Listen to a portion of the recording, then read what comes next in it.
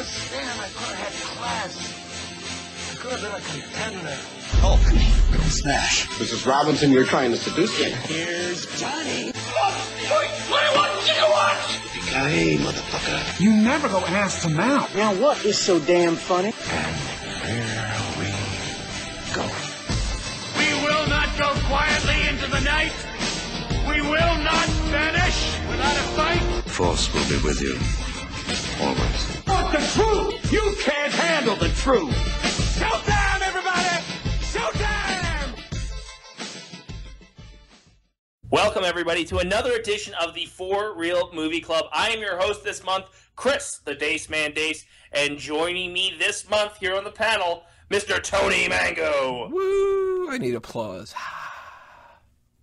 Sure. And that, and that bastard that gets all the films before Americans, Shaun Walker. This is the first time I've ever done one of these. This is pretty cool. Really? Is it? Yeah. No, you've done a 4-roll before, haven't you? No. Oh, well, you're off to a good start, not watching all the movies. I feel like as hosts, we should have known that. My bad. This month we'll be covering Mission Impossible films 1 through 4 because the new Mission Impossible movie is hitting theaters sometime soon. Depending when you're listening to this, it may already be out. And depending on what country you're in. Yeah, if you're Shaun Walker, you've already got it. 2 years ago. Or you can get your Ant-Man movie and not go see it yet, even though that's the most excited movie you're about. Yeah, so, Shaun. Right. I blame the kids. I blame the ants.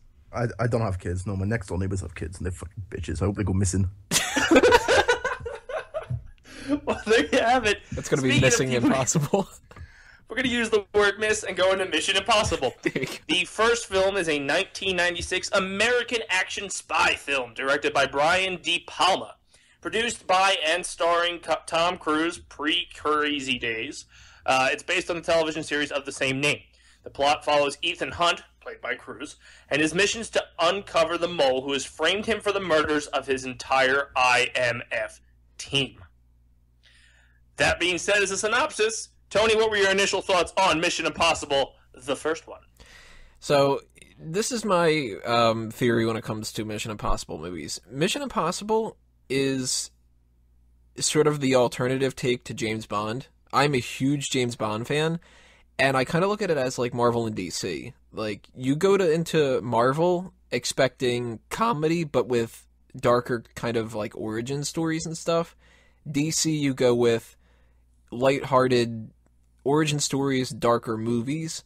Bond films, you go in expecting a certain level of like cheesiness a little bit, but a darker edge. Mission Impossible's like, we're not going to have as much action, but it's going to be more on the spy thing.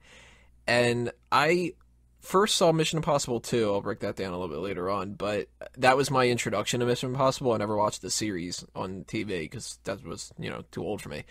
But a couple years ago, I've mentioned this before on different podcasts, I went through a big, binge watch of movies. I saw about 300 movies in a year, which was both awesome and terrifying, because I had nothing else better to do. But I binge watched all of the Mission Impossible movies at that point, and the first Mission Impossible, it was a little tough for me to get through. And I was like, man, Mission Impossible 2 is a lot more action. I remember this because I had seen that before. And if all the other ones are as slow as this one, it's going to be a little bit of a pain. But, I've rewatched it now for this, and it's very hard to get through, but at the same time, it's kind of fun. Shaun, what were your initial thoughts on the first Mission Impossible? Well, when I watched it the first time around, when I was back in high school, I really enjoyed it. I thought it was really good. Now that I'm older, I've watched it back. It hasn't aged all that great. No, it hasn't. And it kind of put me asleep twice when I tried to watch it. And I kept falling asleep at the same point when I kept getting onto the train. Other than that, not a lot to say, really. It's not fun to watch. It's not a fun experience. Not anymore, anyways. James Bond is so much better. Yeah. Because he's British. Well, oh, shots fired. And he came out first, just like every other thing that happens in cinema. Bastard. Well, Simpsons did it first. No, all right, good point. When it comes to casting, Tom Cruise is playing Ethan Hunt, the lead person. Jon Voight is Jim Phillips. Emmanuel Burt, I bet you it's like Biert. It's got that French accent. Biert or some shit. Is playing Claire Phelps. Henry, nope. Zerny, I think it is. Eugene Kittredge. Jean Reno as Jean Reno. What the fuck? As Krieger. Ving Rhames as Luther Stickle. Kristen Scott Thomas as Sarah Daves, and then a bunch of other people. When it comes to casting, Shaun, we'll start with you on this one. How did you feel about the casting for Mission Impossible, the first one? The first one, I thought the casting was kind of bland. They all seemed to have like the same character to me, apart from the French guy who's always in everything. Jean Reno. Is that the one who was in Godzilla? Yeah, and Leon the Professional, and God, he's been in so many different things. He's kind of the guy that pops up, and when we were even watching, was it July 4th or whatever, when we were watching all those stupid commercials, Dace, like, he even popped up on one of those, I think. Yeah, I know. What the fuck? It's like Pink Panther, and you're just kind of, every once in a while, you're like, oh, there's that guy. He's the go-to Frenchman. Yeah. Yeah. The black guy, he played his part. He's very comedic, I suppose. And everybody seems to be the same height as Tom Cruise, even though Tom Cruise is short. So I don't know what they did there. He must have been on stilts. Christ. Or they stretched him. Tell me what were your thoughts on the cast. Shaun, you hate everything. I'm British, I'm allowed. By the way, I love how you stopped doing the casting when you got to whoever plays Hannah Williams. Oh, yeah. Oh, that was not going to happen. I'm going to give it a shot. Ingeborg Dapkukanate. The Swedish chef from the Muppets. Yeah, Gersbergen. And Vanessa Redgrave. Oh, wait. I missed Emilio Estevez. That's the other thing I was going to bring up. Emilio Estevez. Like, holy shit. That's one of the biggest shockers of this whole film. Like, Estevez pops up, and, you know, when I watched this the first time, I was just like, oh, fuck, Estevez is in this? Wait a minute, he died? God damn, the guy gets killed in, like, the first opening scene, basically, and that actually starts a trend with their movies, that a big-name star gets killed pretty early on. But, casting, I mean, I don't know, like, I like Tom Cruise a lot, more than, like, a lot of other people do. He's not the best actor in the world, but I think that he gets a lot of flack for how crazy he is, and that doesn't mean that he's not a bad actor or anything. Like, he pulled off, you know, being able to, like, be an action star, kind of, like, and not in, like, the Arnold Schwarzenegger type of way. Like, I would never buy into, say, Jean-Claude Van Damme being into the IMF. Like, that dude is not stealthy at all. It would be like, okay, well, you need to infiltrate this building, and he'd be like, all right, well, how do I dropkick it? And you're like, well, you can't, it's a building. And you'd be like, well, shit, then I don't know what else to do. But Tom Cruise, you know, he's somebody who, I buy him as an action star, and he looks a little weird in this movie, like he kind of came into his own a little bit the other ones. He looks a little, like, young and, I don't know, like a rookie. At the same time, though, you got Jon Voight, who's playing the old, what's a good word for, like, curmudgeon, I guess, who, he's apparently from the TV show. That character was from the show, and a lot of people were complaining about that they, like, sort of kept that going and made him bad. Mm-hmm. Spoiler alert, he's bad. No! But it's decent enough casting. Like, Jon Voight's the kind of guy that I could hate. It sounds really bad. And at the same time, people like Ving Rhames, he's cool, and Emmanuel Bayard or Bert and Ernie or whatever, she's hot. So, you know, a lot of the people I do agree, though, they're kind of bland. Like, and that's why they get killed off so early. Except for Estevez, because he's the shit. Quack. Quack. Dude, if they would have been doing that, that would have been great. If fucking Goldberg would have came up. He's the one that does the knuckle puck, right? No, that's Kenan Thompson. Oh, he doesn't. Wait, which one's Goldberg then? Goldberg's the goalie that fucking sucks. He's replaced by girl in the second one. He's the one with the curly hair that I'm thinking of. Yeah, okay. Yeah. We're gonna switch to the Mighty Ducks for this real movie club. Is there 4 Mighty Ducks movies? There's only 3. Shit. I killed Emilio in this. We'll do a 3-reel movie club. Pour one out for Emilio. When it comes to spy movies, this obviously is part of that genre. We're spoiled with things like Kingsman these days, and of course, the new Mission Impossible is coming out, and we have to try to top that. That came out in February, and then you have James Bond coming out in the fall. For 1996, and we'll start with you, Tony, because you're a huge spy movie buff. I am. What did you think? Did it live up to the spy movie tradition genre? Better than most, I think, and this is it's a little bit boring, like we said, but at the same time, spy things aren't really as action-packed in real life. Like, you look at a Bond film and you think, like, spies, that must be an awesome job. You're, like, jumping out of airplanes and you're shooting people and you've got these gadgets, like an exploding pen. And you talk to actual spies and they're like, yeah, we sat in a van for 48 hours and pissed in a jar, and all we got out of the whole thing was that they said a name. Whoa, we did our job. Like, a lot of stuff is more boring, and I like that in the Mission Impossible films, they don't just go with a lot of the spy things or a lot of the other kind of, like, spy-ish action movies. Like, I know the Transporter's not a spy, but, if you go to see a spy film, you kind of expect that kind of stuff now. Mission Impossible goes for more of, no, we're going to have to, break into this building, so we need to plan it out ahead of time, and we need to do, like, field work. And the one problem I have with it, though, is I hate the masks. Like, these films revolve around this idea that somebody can make a mask to look like somebody else and use this voice modulator, and it's such a MacGuffin.